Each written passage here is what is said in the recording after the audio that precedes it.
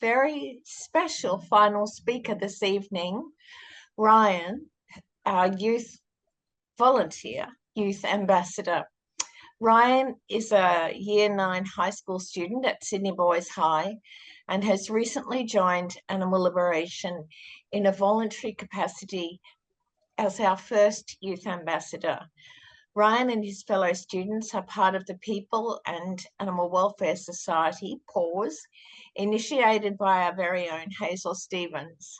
Ryan will be speaking about his ideas on how youth can make a significant change in the world and for all animals, and the projects PAWS has been involved with at school since joining an animal rights committee. So it's my great pleasure to hand over to you, Ryan.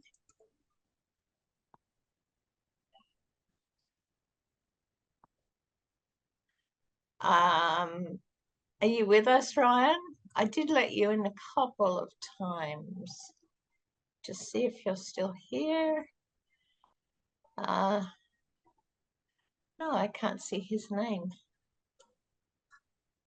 That would be sad because I, for one, along with my colleagues, have just loved working with Ryan over the past few months. He's, you know, if at any time you doubt the ways of the world, here he is. He's coming in again now. Just tapping into what Ryan is doing will just fill you with hope for the future. You know, it's these are very capable hands that we are sending the baton to. So Ryan, can you hear me?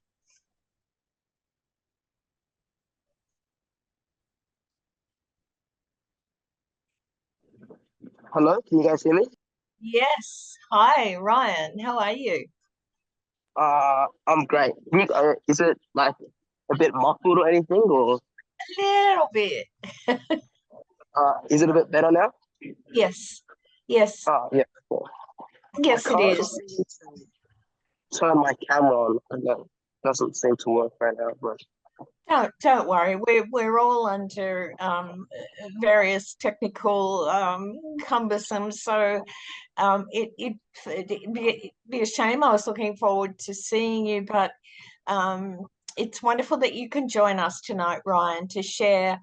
And if it's okay with you, I'd love you to start with the story about the magpie, if that works for you. yeah, absolutely. Okay, so I'm not sure if I'm gonna take up all of the 20 minutes. So if I do have time left over, I'll just leave it for questions. Yeah, That's thank okay. you. But yeah, that's Perfect. the story of the magpie. So my journey as an animal rights activist, or as I call it, kind of started off a bit small. So it was about the magpie. So in year 6, when I was just sitting at a bench during, I think, a lunch break, I saw like a younger student just kind of drop a plastic bag on the ground. I didn't really think anything of it, but I know. But a couple minutes later, once the break ended, I saw a magpie kind of struggling in a plastic bag, and like the more it struggled, like the plastic just kept getting tighter on it, and it kept struggling, and I think it was strangling it. And by the time I told the teacher, the magpie's flown away with the bag still on it. And I'm not sure if that was like the same plastic bag that I saw the kid throw away, but that was kind of what sort of ignited my passion in animal rights as a whole. So in my entire journey, so in my journey as an animal activist so far, there's kind of been 3 sort of phases or chapters, I'd call it.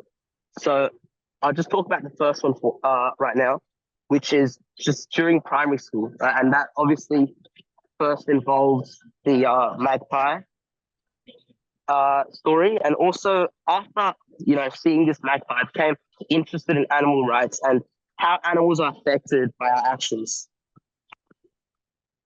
And so in response to this, I started researching more into how animals are affected by our actions and, kind of the effects they have, our actions have on animals. And I learned a lot about, what happens when we drop our litter and how it affects our marine life. So such as, turtles and birds and all being harmed by our pollution and our carelessness. And that realization or, kind of made me ignite me. A friend and I, so we pitched an idea to our school principal about an event called Eco-Friendly Tuesday, where students were asked not to bring any like single-use plastic for their lunches and recess, and then kind of bring a gold coin donation as well. And this was like one of the main things that I did in firstly, and it raised over $250, which was used to plant a few trees within the school. So that was about my primary school sort of chapter with. So am I muted? I'm muted. Sort of my chapter as an animal rights activist. But then my next chapter is sort of within high school, and when I entered high school, and so I'm a year 9 student right now, and I go to Sydney Boys High School. And upon entering high school, I realized there was a society called PAWS, which is meant for People and Animal Welfare Society, and I became like sort of increasingly interested in joining this committee and increasingly aware of all the harsh realities about animal cruelty once I joined the committee. And this committee, the PAWS committee, is run by my teacher, Miss Stevens, or Hazel Stevens. I think a few of you might know her. And she sort of, managed the whole committee and managed all of this and helped really raise, my awareness and my understanding about all the animal rights issues happening around the world.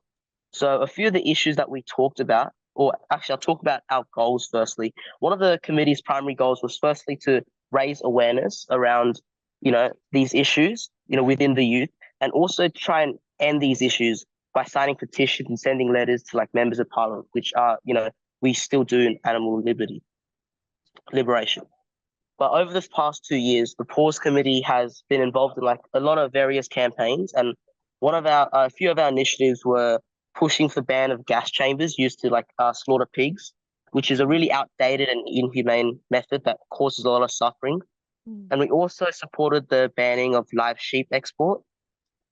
And we were also supporting a campaign done by Animal Liberation about the better treatment of camels in the Northern Territory. So we also the PAWS committee also does annual events. So the PAWS conference, which is happening, I believe, in a couple of weeks. We also do that annually, and we also have a Nup to the Cup event, Nup to the Cup party, which is a sort of party that tries to go against the Melbourne Cup, which we did just last week. And just through all of these experiences within PAWS, I just became a lot more aware about all the issues around animal welfare and just how bad it is, not just in Australia, but just globally. And I was just really disturbed at how, the immense effect it has on all these animals who, have rights as well, or should have rights just like us. So this is what, this being a part of PAWS really made me realize a lot about animal cruelty and a lot about the issues and how much it happens and how bad it is. And that led me to joining Animal Liberation, because I believe that, like all of us taking action is very important. But the only way I believe to truly end animal cruelty is through the youth, because that's the future, and we are the future, and we are, the generation that has to be aware of these issues and try and change them in the future. And so that's why I went to Animal Liberation and became a youth ambassador, because I thought that, or I believe that by taking this role, I could like not only advocate for animal rights, but also motivate and connect with other young people. Because I mean, quite honestly, like people who are in the 20s or 30s or 40s can talk a lot about animal cruelty, and they might know a lot, and they might talk about all the effects and the impacts it has. But the best way to actually get to these youth is through the actual youth themselves. So I thought that would have the biggest impact by going through the youth and just raising awareness about these issues to the youth. So that's why I became a youth ambassador in Animal Liberation. And just to talk a bit about what I've done as a youth ambassador so far. So the main sort of project that we've been running is called the Youth Against Gambling Field Greyhound Racing, which was a youth program that involves Animal Liberation's protest against the $1 Million Chase. And this program kind of tried to involve lots of schools and students all throughout Sydney, and aimed at countering the industry's use of youth. I'm not sure if you guys have seen a few videos, but there's been a few videos on social media where these greyhound organizations have been trying to exploiting young kids who are 12 to 14 and try and create like a sort of smoke and mirror screen of that this greyhound industry is good and inspires people, whilst kind of really behind that it's a really abusive and gambling fueled industry. And so our sort of program was to kind of counteract that and, or as a saying, fight fire with fire. And that was what we were trying to do. So in the program, students were asked to help create posters and slogans that were used obviously within the actual protest itself.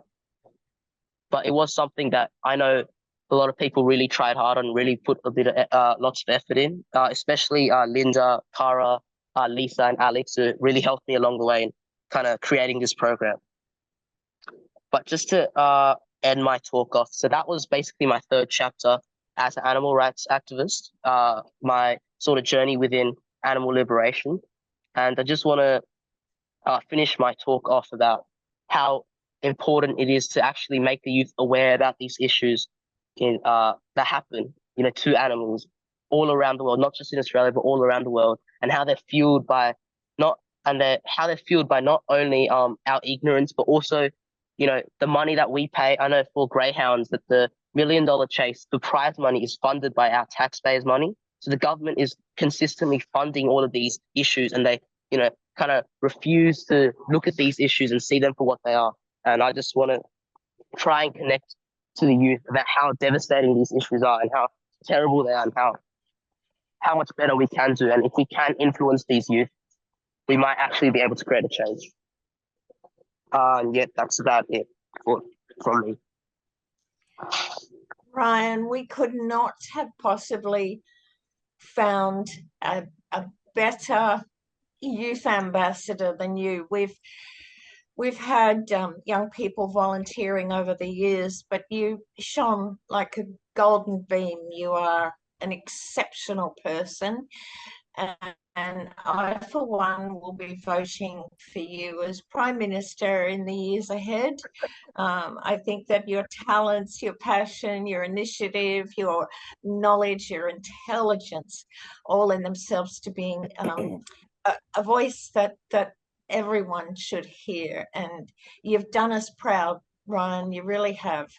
And also, if I could take this opportunity to thank Hazel Stevens, Miss Stevens, for introducing PAWS to Sydney Boys High School over the years. And I think that it is hard to quantify how many lives she has touched and how many minds she has changed by making people aware of the rights of animals that they would otherwise never have known. It's not the kind of stuff that's readily taught in schools. So bravo, Hazel.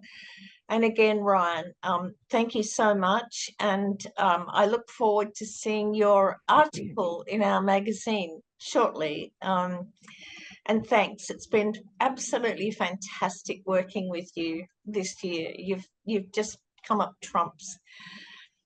So on that note, I might just come to my closing remarks. So it's been a heck of a year. It's sped by like the speed of light, but we've managed to do a great deal in that time through our tiny, hardworking, passionate, committed, incredible team. And as always, Cara, thank you so much for all the links that you're putting up, for recording this, for all the things that you do in the background. Cara's also in charge of our social media, and she does an amazing job. And to celebrate this amazing year, we are again having our Christmas party at Coletto's in Newtown, Thursday the 12th of December, starting at 6 p.m. And once again, Angie Stevenson is generously donating scrumptious funky pies, and there will be cupcakes and a terrific raffle to help raise funds for animal liberation. So please go to our Facebook event page to get tickets. And once again, I just want to thank our wonderful speakers tonight. It's been a really instructive evening, and to all of you for joining us. And I hope you have a safe and happy festive season, and look forward to seeing you all next year. Okay. I should actually, just before I sign off,